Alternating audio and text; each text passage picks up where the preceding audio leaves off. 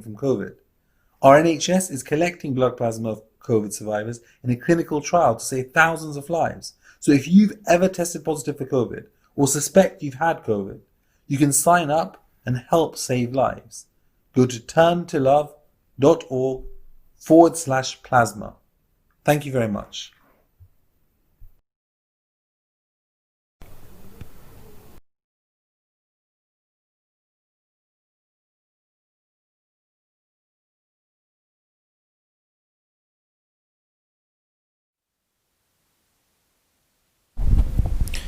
أعوذ بالله من الشيطان الرجيم بسم الله الرحمن الرحيم السلام عليكم ورحمة الله وبركاته. Thank you all for coming. Just a few reminders once again. When exiting, please exit one row at a time. Please use the hand sanitizer and avoid gathering to keep with social distancing guidelines. The barak will be served at the end. Q&A, please do remember to forward any questions to shaykarif.com/live. Contactless donations can be made at the back or alternatively online at almahdi.edu/donate. Tonight's program is sponsored on behalf of the marhumeen displayed on the TV screens. Please can we recite a Surah Fatiha for these and all other marhumeens. Fatiha.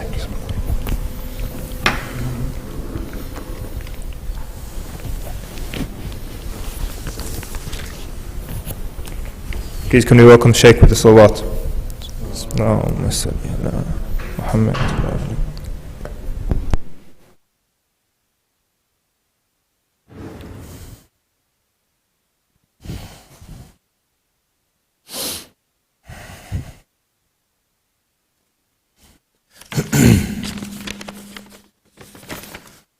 رحم الله من قرأ الفاتحة.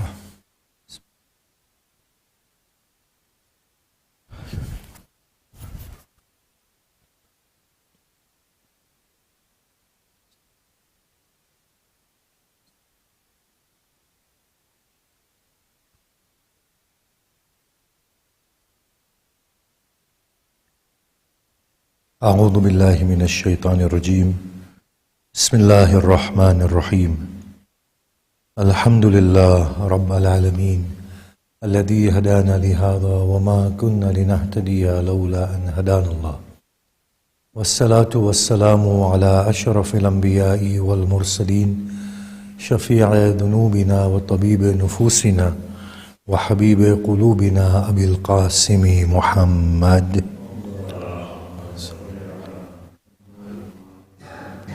وآله الطيبين الطاهرين المعصومين المظلومين وأصحابه المنتجبين ومن تبعهم بإحسان إلى قيام يوم الدين. بسم الله الرحمن الرحيم.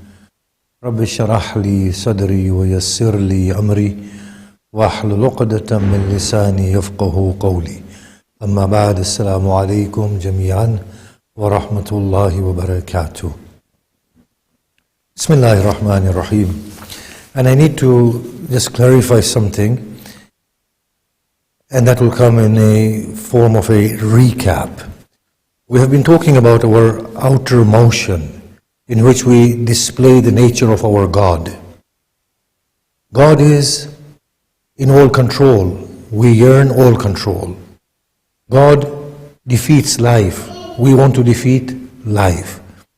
God is all wealthy. We want wealth. God knows all. This drives us in this inquisitive nature of ours to want to know every detail of our existential world. This is the breath of God which states La ilaha, that there is no boundary, there is no God, there is no limitation, there is no stagnation. Our human condition is fashioned upon the nature of God. Whether we like it or not, we are going to move forward and we are going to conquer whatever there is to be conquered. The only thing is, it's unending. The journey is an unending journey. The more we know, the more humbled we become at how little we know. But that is the outward motion of claiming godliness through our minds. However, there is also an inner motion. When we lose something of the body and the bodily, God says in the Quran, there are those people who persevere and who say, Inna lillahi wa inna ilayhi raji'un. It's amazing. The outer journey is to find God with the mind and to conquer the being in its entirety as if we are the authors and we are the masters. The inner motion is through the loss of the body and bodily, and where we melt away in the absolute beauty of God. Both of these exist and coexist simultaneously. Now that has brought in a question. Well, which one of them is the right one? The answer is both are right. They are supposed to go hand in hand. What we have been trying to say is, claim the authority God has vested within us by disassociating from other than God. It's as simple as that. Conquer the whole universe, as Allah says, لَن تَنْفُضُوهَا. You will not be able to penetrate the heavens and the earth, إِلَّا بِسُلْطَانٍ, say with mighty force. But initially it says, فَانْفُضُوا, penetrate within it all and conquer it all. When the early man used to prostrate before the sun and the moon and the roaring waves, Allah immediately in the Quran reminds us that they are subservient to you. It's not the other way around. You are not subservient to them. They are subservient to you. Know your true worth. Claim your glory. That's the outer being. The problematic issue is not conquering the universe. The problematic issue is becoming subservient to it. How do we become subservient to it? We are its lords. We just said, God has made them subservient to you. Conquer it. In conquering it, how do we become subservient to it? When we feel we are of it and a part of it, and we become overly attached with it. That's where subservience comes. And we try to emulate God through the bodily, and there is a regressive motion. What this means is that the outer world is ours to take through disassociation of attachment with the outer world. Now this is beautifully explained by the statement of Imam Sadiq Salamullah alayhi. When they asked him, well, what is the meaning of abstention? We are supposed to be abstemious creatures. What is the meaning of it? And there was a phenomena, social phenomena in his time of early Sufism, that people who denounced the world, who wore rags, so on and so forth, and they judged other people who did not do the same. So this issue presented itself to Imam Sadiq Salamullah alayhi. He responds so aptly, with such wisdom. He said, being abstemious and abstention is not that you do not own gold and silver. Being abstemious means that gold and silver do not possess you. That is the whole goal. Inwardly, we are supposed to detach from the body and the bodily and move towards God in His brilliance. Outwardly, we are supposed to conquer like God conquers, Wahidul Qahar. He is one, the overpowering. Our nature is the one, the overpowering. We cannot help it. But this motion has to be through God, not at the expense of God. And that is the meaning of disassociating from other than God and possessing everything else. You see, that hadith is so beautiful, in which says, Hadith al-Qudsi, in which it says that I have created the creation for the son of Adam, but I have created the son of Adam for myself. The whole of existence kisses the feet of the children of Adam. But the children of Adam are not supposed to look down towards the earth. The earth looks up towards them. They are supposed to look beyond themselves, towards Allah subhanahu wa ta'ala. It is only when we fail to disassociate that there comes a perilous position in which we try to emulate God through the body and bodily. It's the inner being we are talking about. If we did not exploit nature, how would we find cures? How would we create energy? How would we dispel poverty? If we did not understand the workings of nature, how would we perform our godly task? Today, we have become the hands of God, haven't we? We cure, we give life, we prolong life, we will defeat death altogether in a future world. We will create paradise, we will make earth into a paradise, and we will say, oh God, we have created your paradise on earth, now we yearn you. Your paradise is not enough for us. This motion is supposed to take place. It is only when we create paradise and become hell-bent upon our created paradise that we lose out on the ultimate. The hadith that the first Imam gives in description of the noble soul, when he talks about the rank of the godly soul, he explains that that soul's property is it finds poverty in needlessness. Now, how amazing is the way in which he has phrased it. He has used a contrary phrase to what we normally use. We normally say that there should be needlessness in poverty. Needlessness in poverty. That when God keeps us in a state of poverty, God should be enough for us. There is needlessness in poverty. That the heart is filled with God. That the heart is involved with God, so the pangs of hunger do not mean anything. The armies of enemies do not perturb us or deter us from the path of truth. That is needlessness in poverty. But Imam says no, there is poverty in needlessness. When a person is bestowed with the kingdom of Sulaiman, inwardly they see it all a mirage, and their souls are tending towards God, and they say it is nothing but God. That is the vision to which we need to awaken. That we have possessed it all, we have got it all, and we have nothing. As Hussein says, what does he have who does not have you? And what has he lost? The one who has found you. So the whole idea is that through the mind and the body, we possess the whole kingdom of God. But through the inner kingdom, we relent and give ourselves over to God. That is the way we are supposed to operate. Now in devotion, what happens is that we awaken to our inner sense of poverty. That is the trick, that we give that false God over to the real God. You see, when I feel I have control, that is when the light of God is veiled. When I feel that I can gain life, that is when I'm defeated. When I feel that I have wealth, that is where the defeat comes. The inner state, in a state of possessing everything, should know nothing but a dire state of need and poverty towards God. The more needless a person becomes, the more he awakens to the essential need towards Allah subhanahu wa ta'ala. It is amazing that dua of Imam Hussein that we read.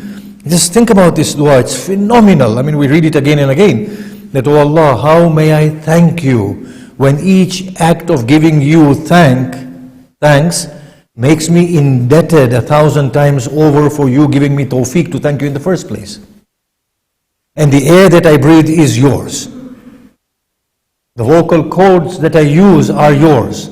The sound that is constructed by my lips is yours and taught by you. And in addition to all of that, the inner light that you've bestowed me with to thank you in the first place is from you as well. So after having everything, we begin to realize our state of indebtedness to God. Not to realize our arbitrary control. Look at the state of Qarun. Qarun emerged. He was amongst the Israelites, but favored one by the Pharaoh. فَخَرَجَ عَلَىٰ قَوْمِهِ فِي زِينَتِهِ. He came out in his glory amongst his people. Now the people were of two types. One looked at him and they said, how much he has been blessed. Now at that point, Qarun was supposed to show his indebtedness to God and to say, this is all a mirage. This is arbitrary, it's a mirage. That is what his response ought to have been. He replied, قَالَ إِنَّمَا أُوتِيتُهُ عَلَىٰ عِلْمٍ عِنْدِي. He said, indeed, I have been given these riches due to my knowledge. This is the problematic area. That more God gives, the more indebted we are supposed to become to God. Not to claim that ownership and that glory for ourselves. That is where this devotion comes in. That devotion is an acknowledgement of poverty and need to Allah subhanahu wa ta'ala. But at the outset, what happens is that the humility of devotion crushes the ego. Think about this carefully.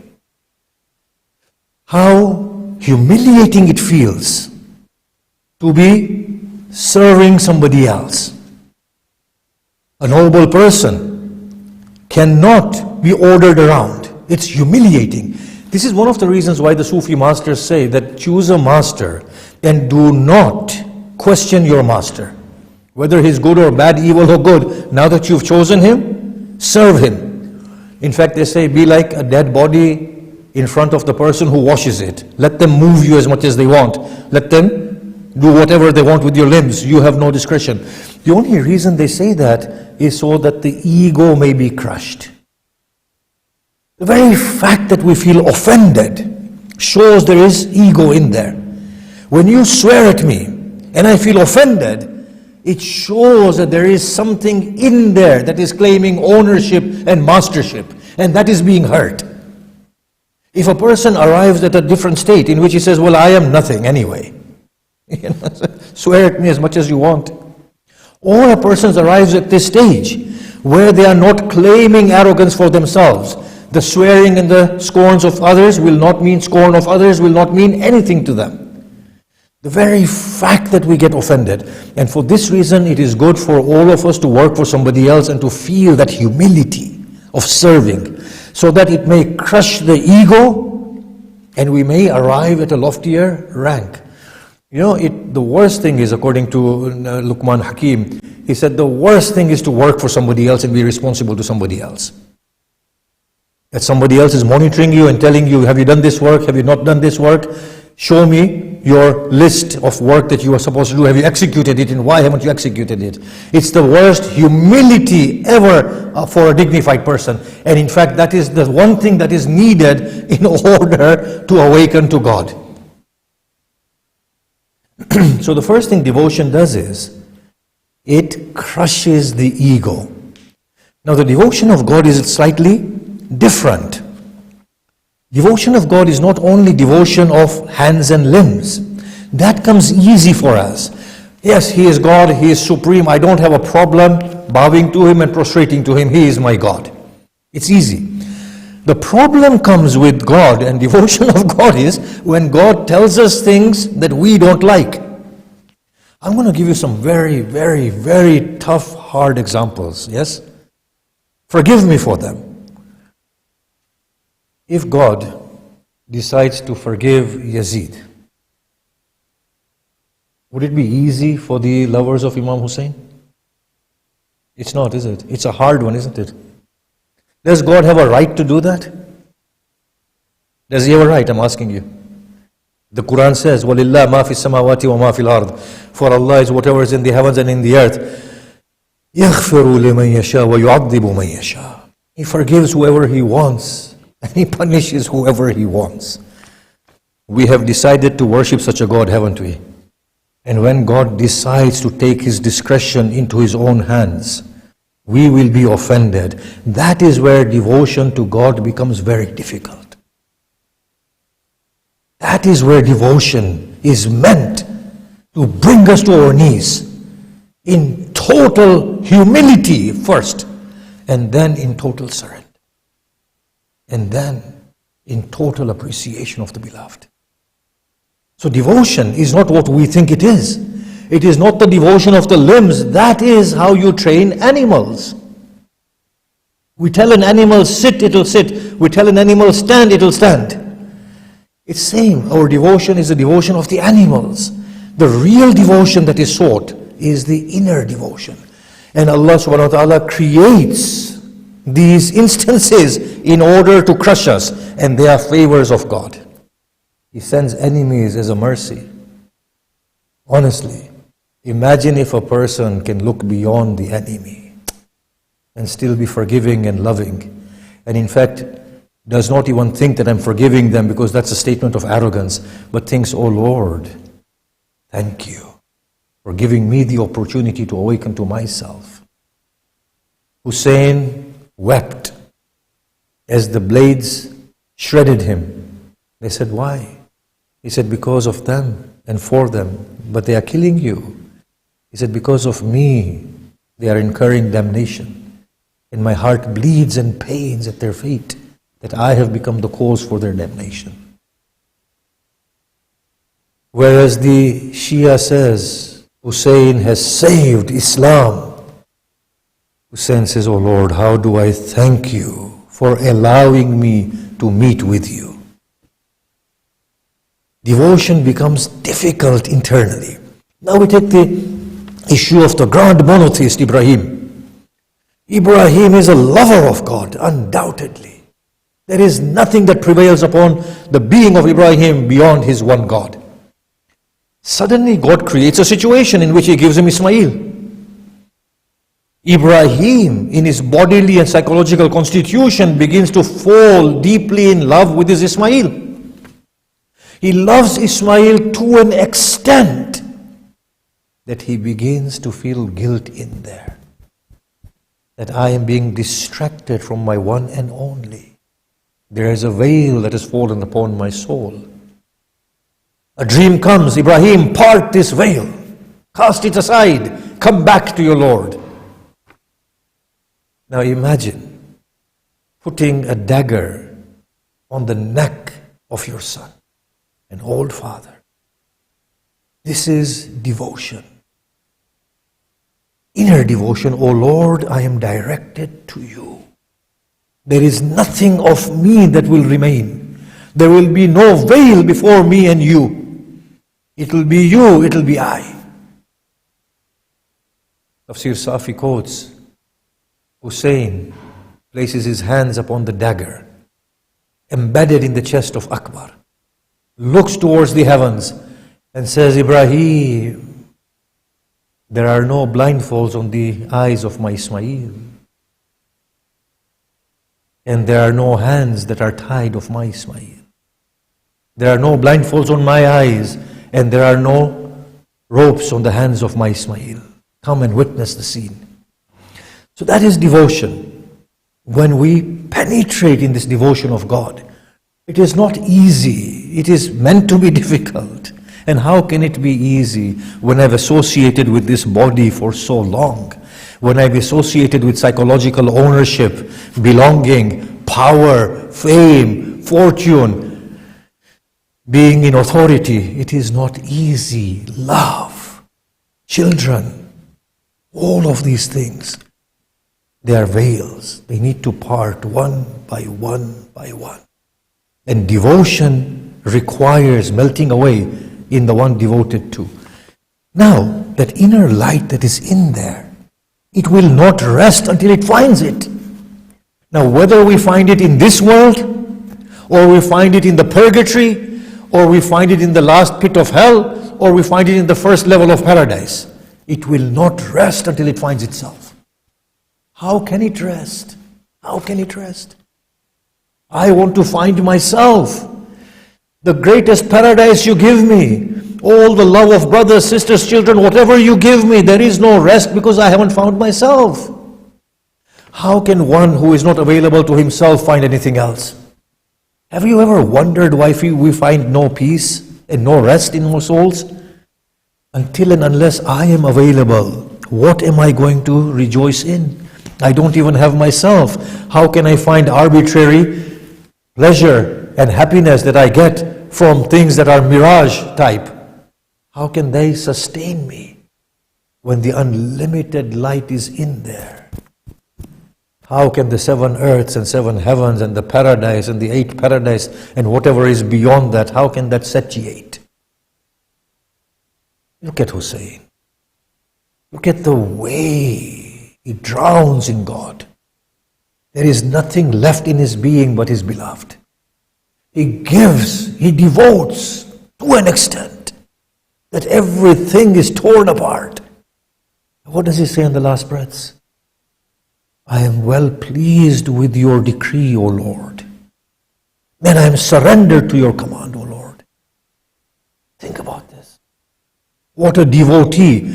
No wonder he inspires us. Do you know why we are so inspired by Hussein? And anybody listening to the story of Hussein will say we relate to this man. He inspires us. Abbas, he inspires us. Akbar, he inspires us. Do you know why? Because it's the light within that recognizes the light outside. The same divinity that is in there, that is hidden away in the veils of the bodily, is manifest in him. Imam Hussein was a wealthy person, by the way. He was. He had Medina and properties in Medina. He had brothers, children. He had servants. He was a wealthy man. The inner being was in a state of poverty to God. And due to this inner poverty to God, he was able to give away whatever was outside him.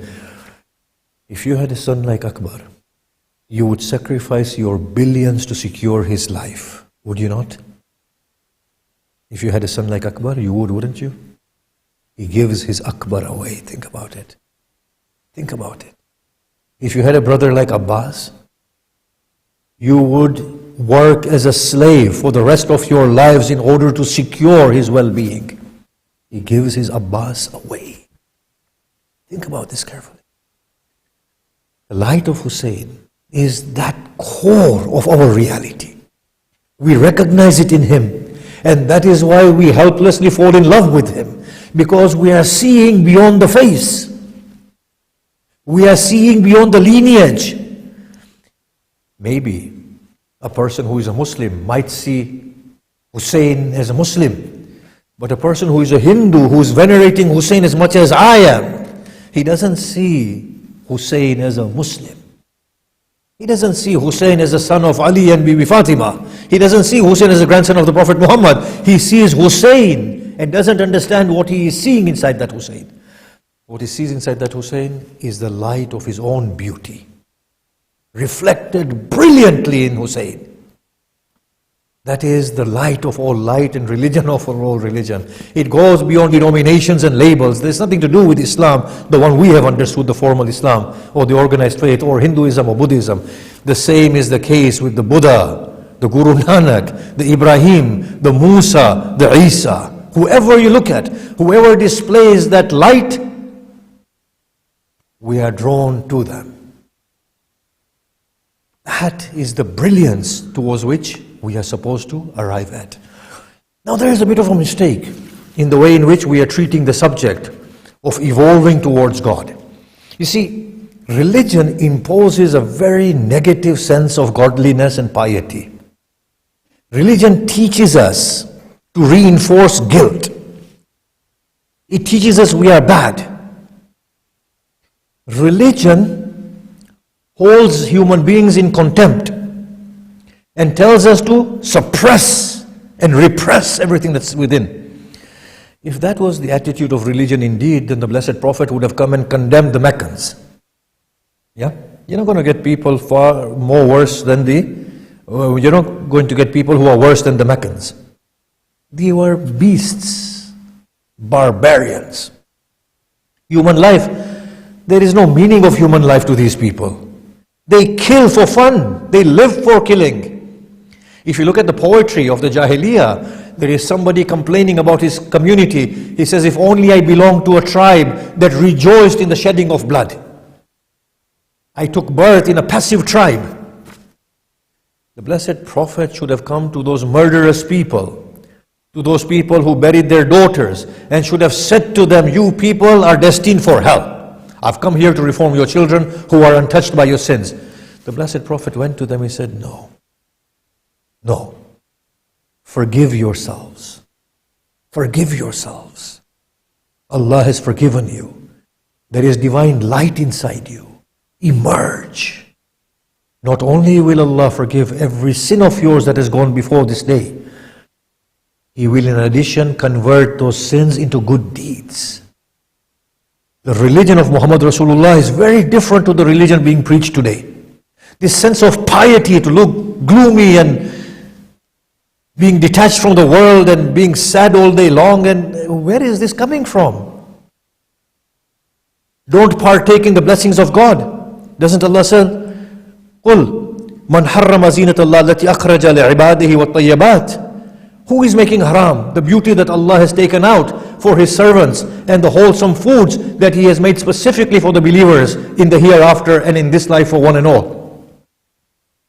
On a night when Salman, Abu Dhar and Miqdad decided that they will leave the comfort of their beds and sleep on the floor and not eat meat anymore. By the way, meat eating should become haram soon, by the way, yes, because our nobility is increasing. But back in the day when it was like the real luxurious item, that they will not eat meat anymore. The verse came, يا أيها الذين آمنوا لا تحرموا طيبات ما أحل الله لكم. Oh, you who believe, don't make haram the good that Allah has made halal for you. This is your bodily constitution. That's how you're supposed to evolve. Rejoice in your bodily constitution, but inwardly move towards God. It's not a question of constantly condemning ourselves and seeing how evil we are. We are born in the ambit of what we consider evil. It is not evil, it's the bodily. People condemn themselves and they loathe themselves. When a person loathes himself and doesn't love himself, how is he going to evolve to God? How is that inner motion and journey going to take place? The book of God says, I forgive so that you may come back to me. لا تقنطوا من رحمة الله إن الله يغفر الذنوب جميعا. Do not be hopeless of the mercy of God. God forgives all sins. Why does He forgive all sins? So that the light may emerge and culminate in godliness. That's the aim. That's the end. It's like saying to a student, and I've actually seen this in my life, that when a student fails an exam, they go into a regressive trend. They lose confidence and they keep on failing. Or it's like somebody like me who fails a driving test and then fails another one, and then another one. I did pass. Salawat. I'm just going to tell you this as a side thing. I was very arrogant when I went to give my test. So I was talking to the instructor. I said, what can this instructor, not the examiner, I was thinking, forget him, That's my nature, the arrogant nature. And I missed the stop sign. And he said, you have no minor faults, just one major fault, and for that I'm going to fail you. The next time round, I was so humbled. I had tears in my eyes. I said, oh Allah, please. Make me not make a mistake. I went inside the car and I said to the examiner, look, I said, I'm very scared, very confused, don't talk with me. And then I made the biggest blunders and he said, and he passed me nonetheless. Yeah? And I said, well, you shouldn't have. He said, well, I'm the examiner. The inward motion should be to God. The outward world is ours to take and to rejoice. Now, look at the verses of the Quran. When he talks about the soul that is embodied, Allah subhanahu wa ta'ala makes frequent references of this nature. قَدْ أَفْلَحَ مَنْ زَكَّاهَا وَقَدْ خَابَ مَنْ دَسَّاهَا. Indeed, successful is the one who purifies it. Damned is the one who tarnishes it. Purifies and tarnishes what? The human soul. Here is the secret of all secrets. We naturally awaken within an animal constitution. We are endowed with supreme imagination. We have the ability to think. When we have the ability to think, what happens is that beyond necessity, we want more. So when an animal hunts, it hunts for the daily meal. When the human being hunts, the imagination kicks in, but I'll be hungry again tomorrow. Can you see that? And then the day after, and then the day after. In the COVID crisis, why do you think people went to the shops and started hoarding like animals? They lost all trace of humanity. They did not care that there were people outside, or there are old people, or people working at the hospitals who can't come and shop, and by the time they come to the shop, there'll be nothing left. The animality with their imagination kicked in, and they hoard it for today and tomorrow and day after tomorrow and day after tomorrow, and there is no reliance on God after that at all. It is when the human being awakens within the bodily, imagination kicks in, and we have the beautiful knowledge that God has given us, it's directed towards the bodily. When it is directed towards the bodily, it begins to want control. That is what you call greed, insecurity, fear, anxiety. There's an animal. There's an enemy. The animal will bark, will roar to dispel the enemy. But the human being will have preemptive strike to destroy them even before they think of destroying you. Isn't this how the modern world operates? That, okay, they are enriching their uranium. So after 50 years, they will strike me. Just finish them off from now. Economical embargoes, this, that. This is what happens, right? Or look at the policies of the governments. It's amazing the way we are deluded in this world. We sell arms to Saudi Arabia. They are using it on the Yemenis. Now, whatever their feud is between themselves is a political one. But the people who are dying are the ordinary Yemeni people. They are dying. They've got nothing. It's the poorest country on earth. But we, due to our insecurity, we want to increase our capital. Then Brexit comes. Everything we made there, we lost 100 times more. And on top of the Brexit, there is COVID. And after the first wave, there's a second wave. After the second wave, there's a third wave. It will not stop until we are reduced to rags. Do you know this? Just think about it. Isn't it amazing? In any case, when we awaken within the body, the mind is so phenomenal, but it gets deluded within the bodily properties and workings. So there is the birth of greed, of fear, anger, lust, loss. This is the greatest opportunity to claim our godliness. Believe it or not, the way things are fashioned. This is the opportunity that you are supposed to be greedy, you're supposed to be angry, you're supposed to be lustful, you're supposed to be all these things. Now, if you can curb those things and work towards their opposites, then you are increasing your light and you are immersing yourself into God.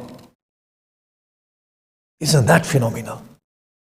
When we can lie and secure benefit, we say, no, oh Allah, I'd rather trust what you are saying, that you are the one who sustains. I will say the truth and forego this arbitrary gain. And in that act of foregoing it, we claim our light and the light increases. Isn't that phenomenal?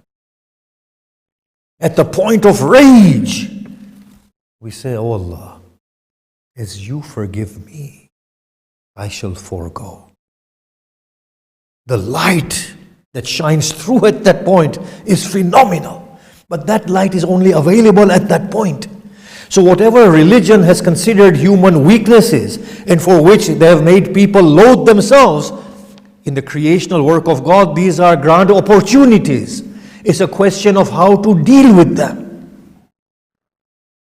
Every human weakness is an opportunity to claim the light of God. It is not a question of repressing. It is a question of acknowledging. Oh Allah, I am scared. I'm not going to hide it. Oh Allah, I doubt you. I'm not going to hide away from you. I doubt you. Let me acknowledge that I doubt you.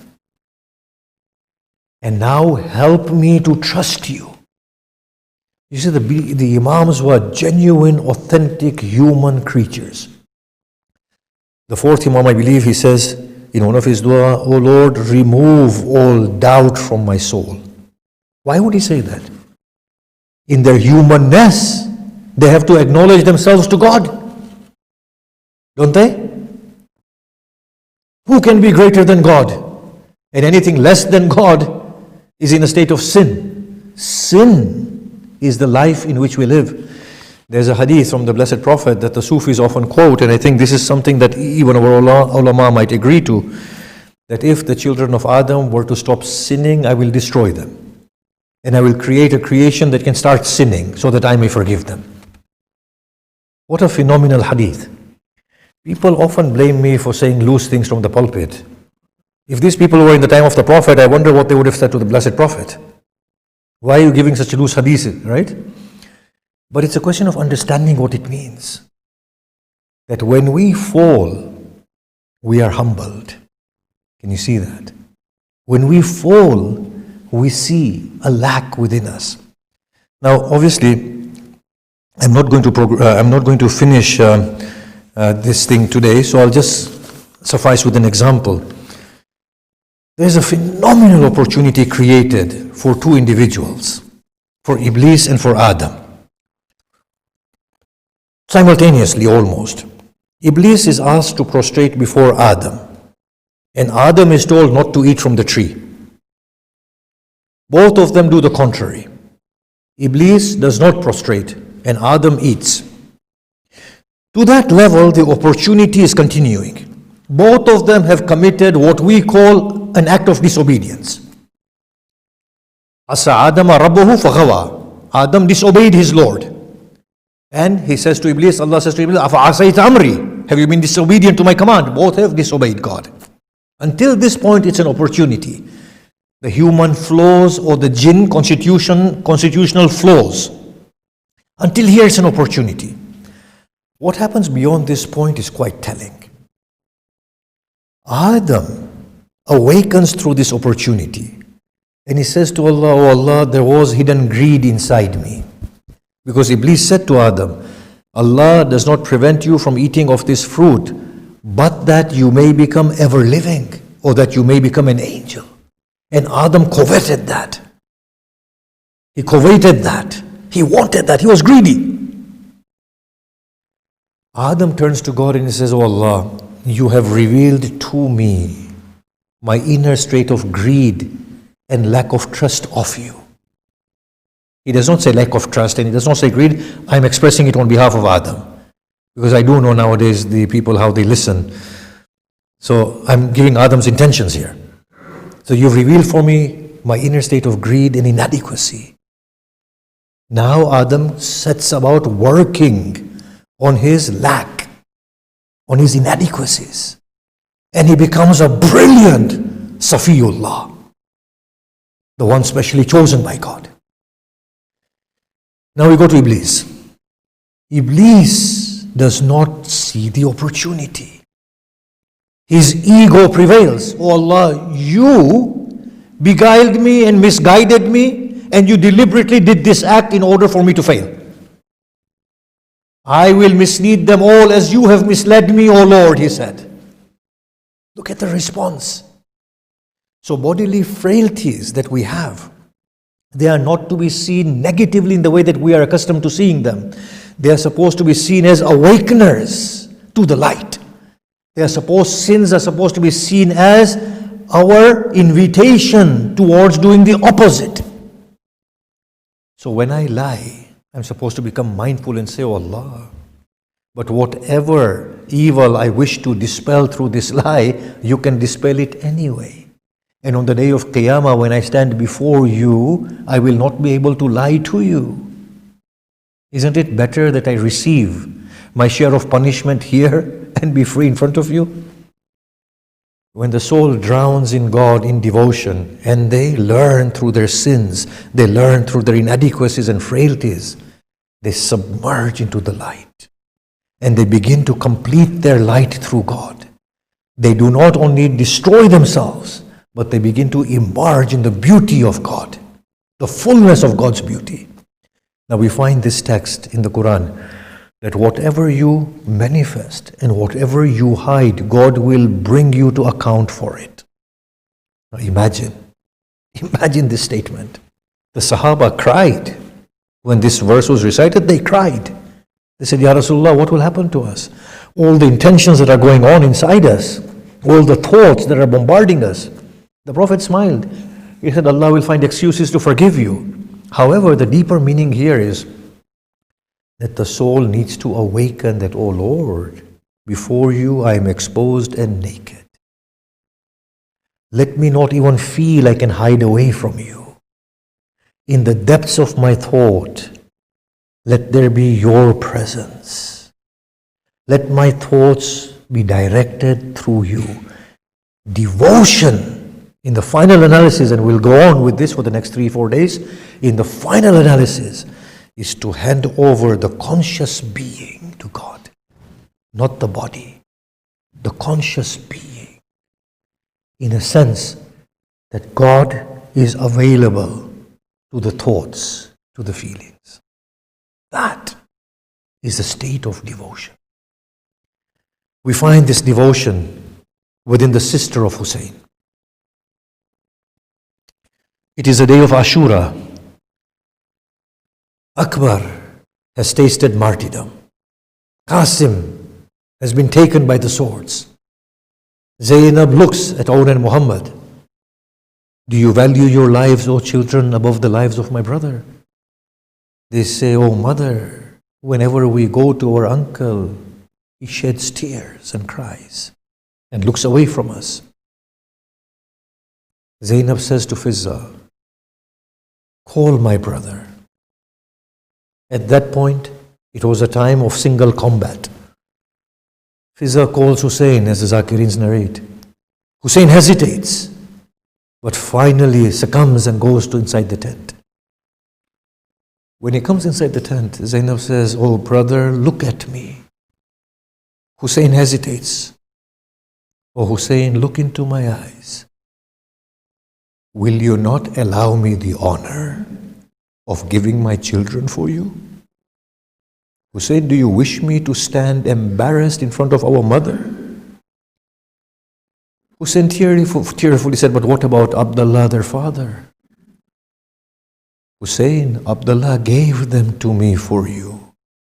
He said, if a time comes when Hussein needs assistance, send them on my behalf. Hussein concedes. Now look at this lover of Hussein. She cleans them, combs their hair, puts new garments upon them, beautifies them. I will say, oh Zainab, you are sending them to death like this? They ascend upon their horses, Awn and Muhammad. We are told that Abbas stands upon a small hill with Hussein, looking at the children. As they go, Umar ibn Saad asks, who are these two youths? They are the children of Zainab, the sister of Hussein. I am baffled at the love a sister has for her brother. Zainab already had told them that if you can find Umar ibn Saad, put him to death. If you go to the water, bring water back for your uncle. Awn and Muhammad fight. Awn is struck upon his head and he descends to the ground. Muhammad comes to him, takes his head inside his lap. He says, oh brother, I am soon to join you. He stands to fight and he is put to death. As Muhammad falls, Hussein is unable to bear his grief. He sits upon the hill. Fizza, who is looking at Hussein, she turns to Zainab inside her tent. Zainab looks at Fizza and falls into prostration. Hamid ibn Muslim describes, Hussein goes to the youths. He carries them both in his arms. As he is returning, I see this scene, that their chests are in Hussein's arms, but their feet are dragging against the dust of Karbala. The women would be preceded by Zainab in receiving the dead bodies. Hussein anticipates his sister, but he does not find his sister. Abbas Kummi tells us that the only reason Zainab hesitates to come out is because she does not wish to embarrass her brother. It is the 11th. Hamid the Muslim narrates, I found every body with a wailing woman, a sorrowful heart. I came across 2 young bodies with no one to cry upon them. I asked, did they come without a parent? They are the children of Zainab. Where be they, mother? She is with her brother. Hamid comes to Zainab. She is in the embrace of her brother and lamenting. He says, oh dear lady, shall you not mourn your little ones? She says, Hamid, I do not see beyond my Hussein. Ala la'natullah al-qawmi al-zalimin. Wa saya'lamu alladhina zalamu ayya munqalibin yanqalibun. Matim Hussein.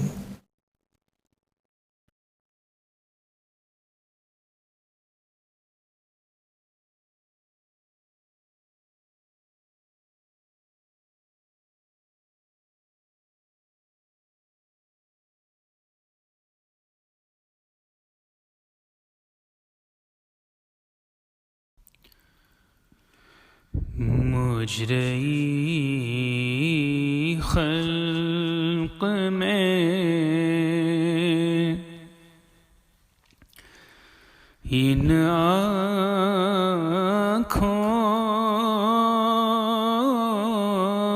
نے کیا کیا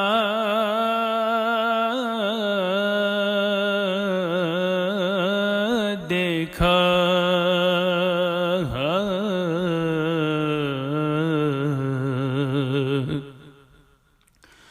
پر کہیں سیبتے پیمبر سانا آقا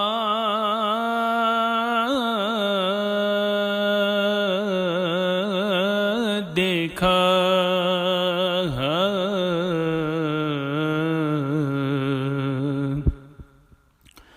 مجرئی خلق میں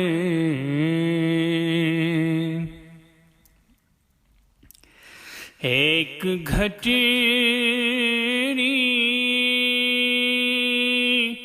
شہدی پشت پہ لائے، اس میں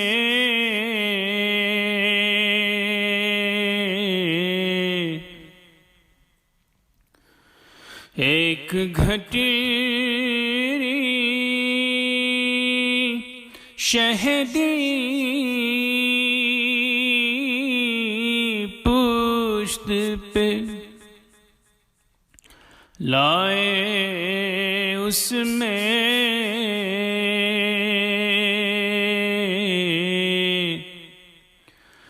میں نے ٹکڑے ہوئے قاسم کا سراپا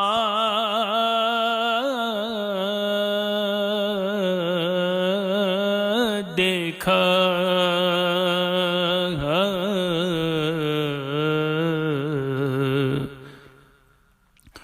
مجرئی خلق میں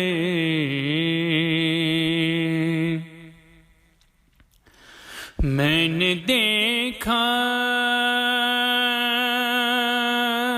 لمحے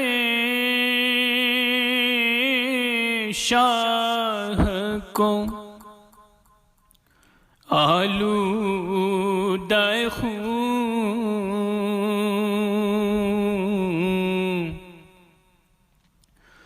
میں نے دیکھا لمحے شاہ کو آلودہ خون،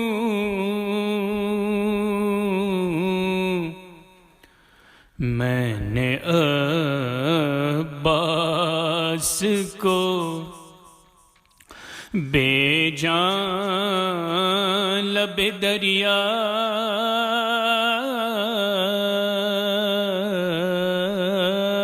دیکھا،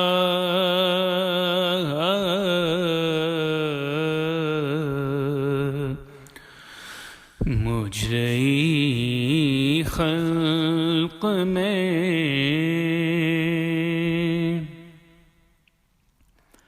میں نے دیکھا علی اصغر کا گھلا خون میں تر،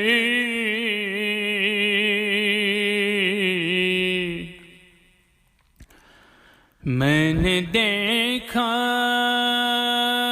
علی اصغر کا گھلا خون میں تر،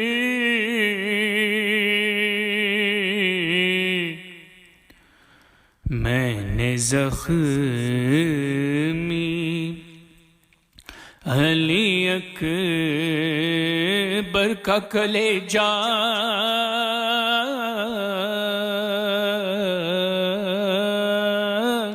دیکھا،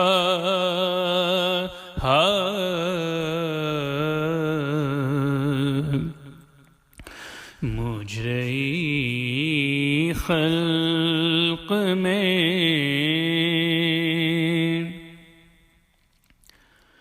میں نے دیکھا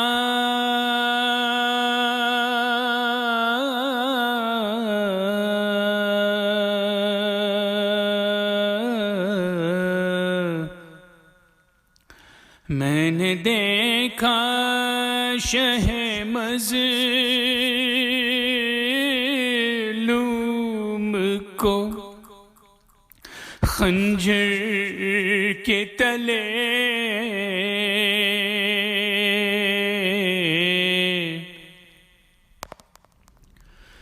میں نے دیکھا شہ مظلوم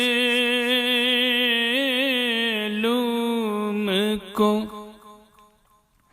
خنجر کے تلے،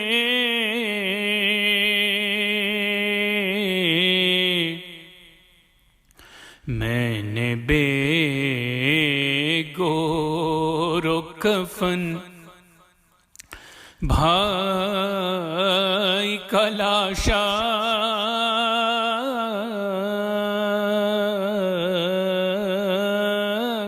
دیکھا،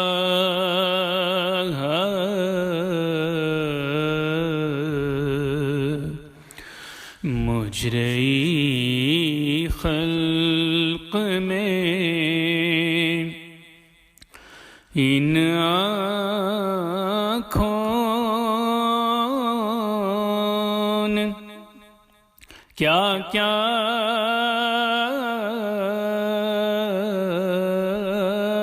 دیکھا،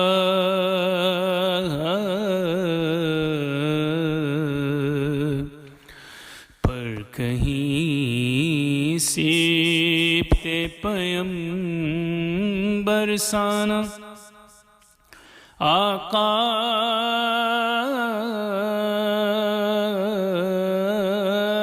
دیکھا،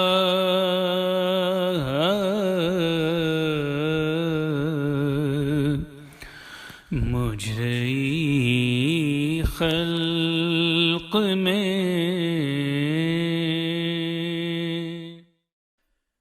حسین حسینا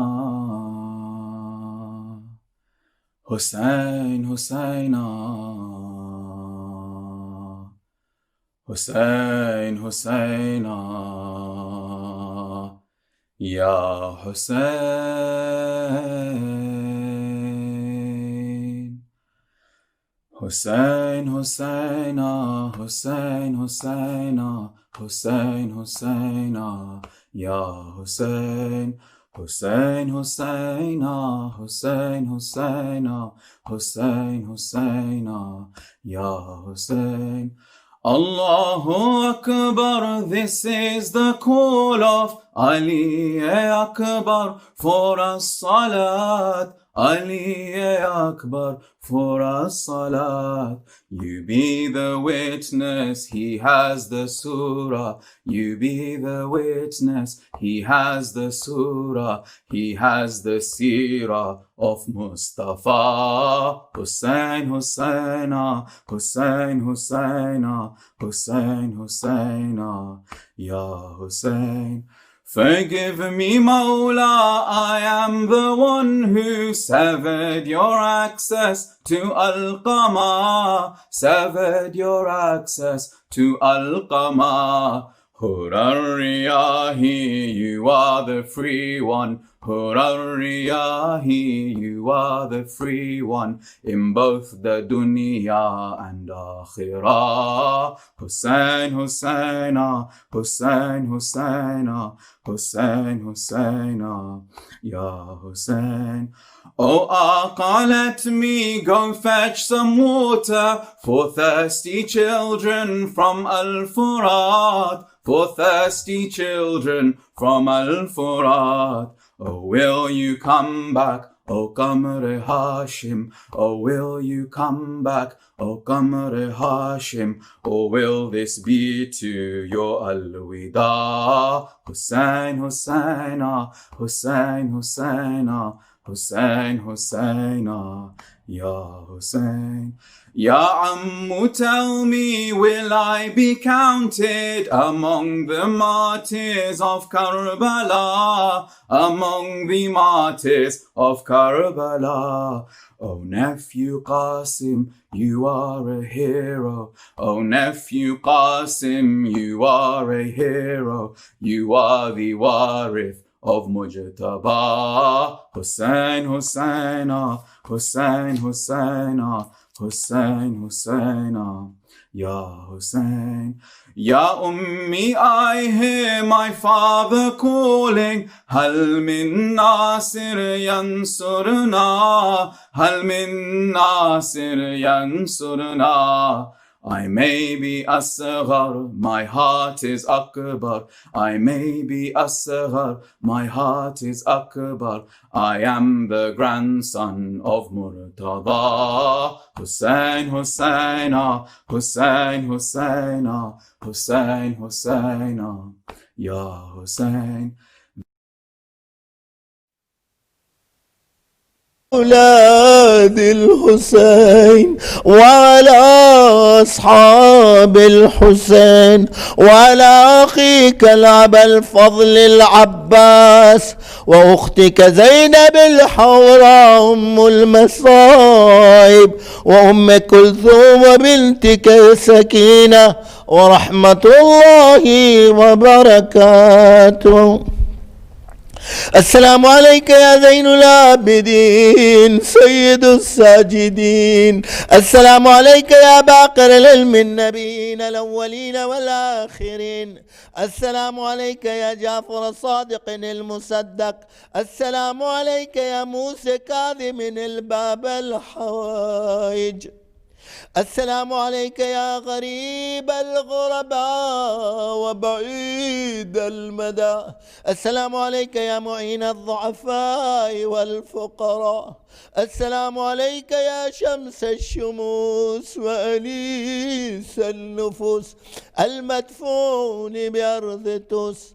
أيها الرضا الراضي بالكدر والكذا مولانا علي بن موسى الرضا كن شفيعنا وشفيع والدينا في يوم الجزاء.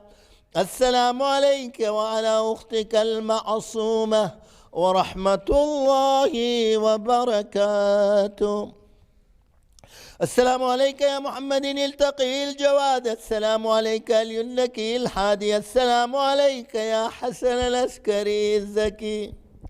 السلام عليك يا صاحب الزمان. الأمان الأمان الأمان من فتنة الزمان. السلام عليك يا شريك القرآن. السلام عليك يا كعبة الإيمان. السلام عليك يا إمامنا وإمام الإنس والجان. عجل الله تعالى فرجك وسهل الله مخرجك ورزقنا الله في الدنيا زيارتك وفي الآخرة شفاعتك. السلام عليكم يا أهل بيت النبوة وموضع الرسالة ومختلف الملائكة جميعا ورحمة الله وبركاته. اللهم صل على. Thank you for those recitations. We will now be starting the Q&A. Just a gentle reminder for all questions to be sent to shaykarif.com/live. Please can we start with the salawat?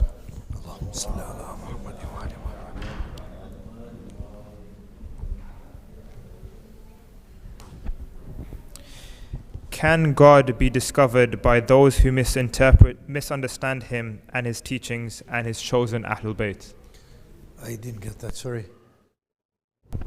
Hello? Can God be discovered by those who misunderstand him, his teachings and his chosen Ahlul Bayt? God can be discovered by one and all, and even those who claim to understand God and his teachings have misunderstood him and not understood him at all. Because,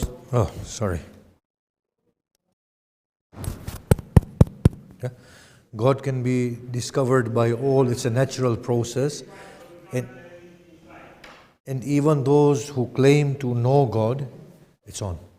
Even those who claim to know God are not really understanding God.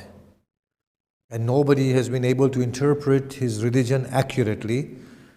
God says in the Quran, then there are ayat that are muhkamat, ukhra mutashabihat. As far as the mutashabihat are concerned, nobody knows its ta'wil, illallah, that's it. Even the Blessed Prophet cannot capture the essence of God as God is. God as God cannot be known save by God. Unless we are totally effaced and destroyed in God, we do not fully come to union with God. And if we are destroyed in God, then it is not us anymore knowing Him, it's God knowing His own self. So long as the knower remains, God is not known. Yeah? So even those who claim to understand His teachings do not really understand it. Now, the chosen prophet and the Ahlul Bayt, what is it that we see in the chosen prophet and the Ahlul Bayt? We see the reflection of the light of God, don't we? How do we recognize it? We recognize it through our own light that is shining in them. Otherwise, we wouldn't recognize them. Other people in their own religions have recognized the same light of God in other faces. Yes? That's how it is. And that is why Allah says the people who believe, the Jews, the Christians, the Sabians, whoever amongst them truly brings faith in God and does righteous deeds, they will have their reward. So now, you ask a Christian, what do you see through Jesus? They will say, we see the beauty and splendor of God. We see righteousness. We see virtue. You ask a Muslim, what do you see through the Blessed Prophet Muhammad? He will give you the same answer. So it's a godly light reflected in all of these wonderful creatures of God.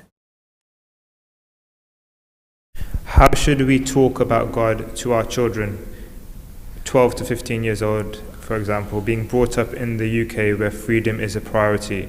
Would you mention hell and paradise or just love and compassion? No, you would mention responsibility. You would mention consequences of our actions. You would mention becoming God-like and earning the pleasure of God, and teach that the pleasure of God is in being bigger people, forgiving, charitable, caring, responsible, true to our oaths. Describe God in the way that the Blessed Prophet has described God. The way that the Quran says, Bismillah ar-Rahman ar-Rahim. Everything is through God, the Rahman, the Rahim. All praise is God's. He has created everything. He is nurturing everything. He is the most merciful one. Even those who do not believe in Him, He nurtures them and cultivates them through mercy. Express God through the beauty of God. Teach them responsibility. Teach them to be righteous, upright people. The example of the Blessed Prophet should be taught to our children first and foremost, to say that this was the man who was endowed with godly light. This was his character. His successor, Imam Ali, was like this. His children, Al-Hasan and Hussein, were like this. Teach them their moral, virtuous, spiritual example. That's the way I have found, to express God in a universal, human, godly language. And mention when your Lord took from the children of Adam, from their loins, their descendants, and made them testify of themselves, Am I not your Lord? They said, Yes. How long before we were created did the above verse happen? So now, if you look at a variety of human literature, they will place this at different times.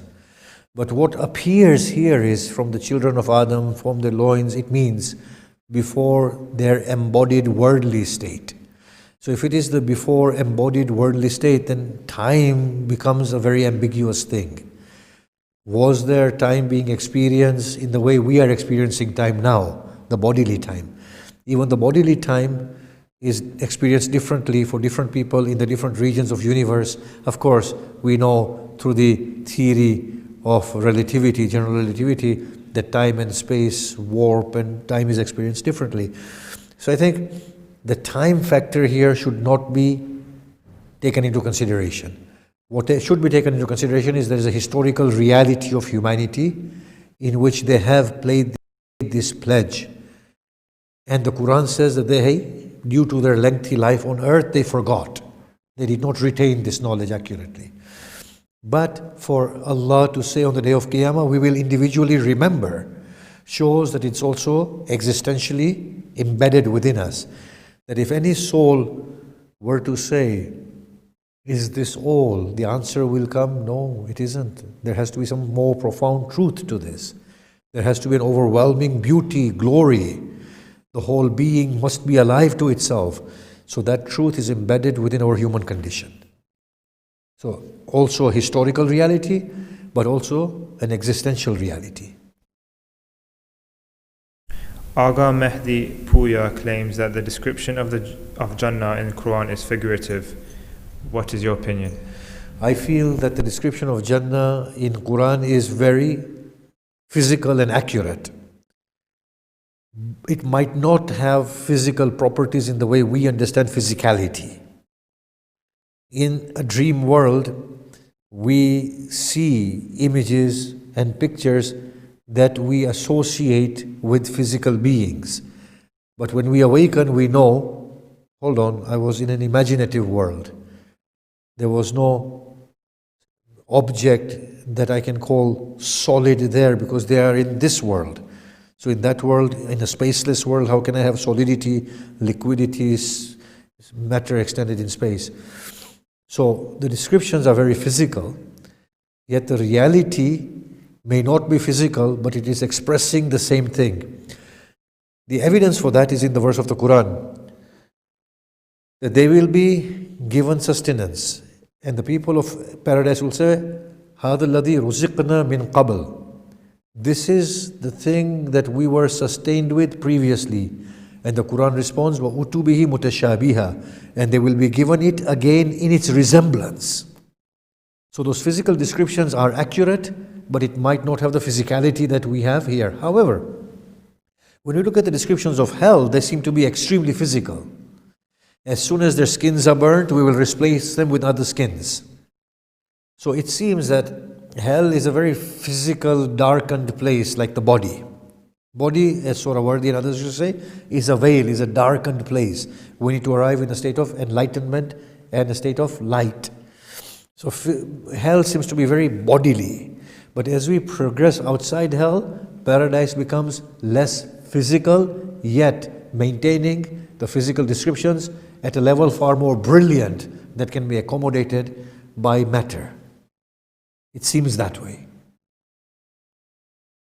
What is the difference between lack of ego and lack of self-respect or self-esteem? Sometimes self-esteem may be a sign of ego. Yes? Now, there is a poor person who does not beg due to self-respect. I will rely on Allah. Sometimes a person who is oppressed does not complain due to their self-esteem, seeing this complaint below their nobility. Sometimes a person will walk away from a reward because they see it unbefitting for them. At other point, a person due to ego will walk away. I'm better than this. So there is a huge distinction between ego, arrogance, and self-respect and self-esteem. Self-respect can coexist with godliness and lack of ego. But sometimes self-respect is also existent with ego and arrogance. The inner being will be the compass that tells us that this is self-respect born through a state of nobility and godliness, and this is self-respect born through the clutches of ego and arrogance. The inner being will tell us. I feel. Allah says, وَنَفْسٍ وَمَا سَوَّاهَا فَأَلْهَمَهَا فُجُورَهَا وَتَقْوَاهَا. The inner being knows. That's all we have time for today. Just another reminder that all questions can be asked at shaykharif.com/live.